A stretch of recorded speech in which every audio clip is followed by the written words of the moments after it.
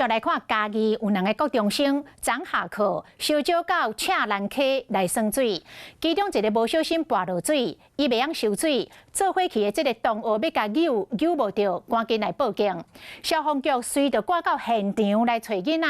早起佫加派着空拍机甲唱水员来加入着搜救的行列，也是找无。爸母心讲火到等一暝，早起载着后生的鞋仔来到现场，声声叫着后生的名，赶紧转来。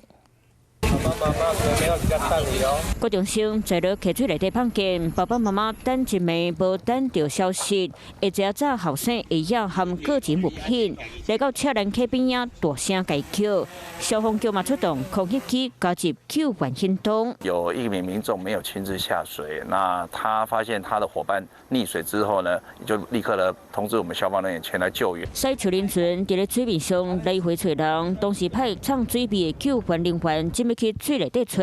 只是溪水落落，想要找到人无遐尼简单。昨嘉义2位高中生下课了后，烧酒到赤兰溪耍水，2人本正伫咧溪边的肉粽夹耍，其中1位学生因为徛无在，总摔落去，朋友想要解救，无救到人，所以赶紧报案。溺水的民众是不按水性的，这个石头这个落脚中这边滑落之后就没有上来了。搜救勤务会昨暝到今仔日，救援人员无放弃希望，尽力找起荒每一个所在，希望会当赶紧传出好消息。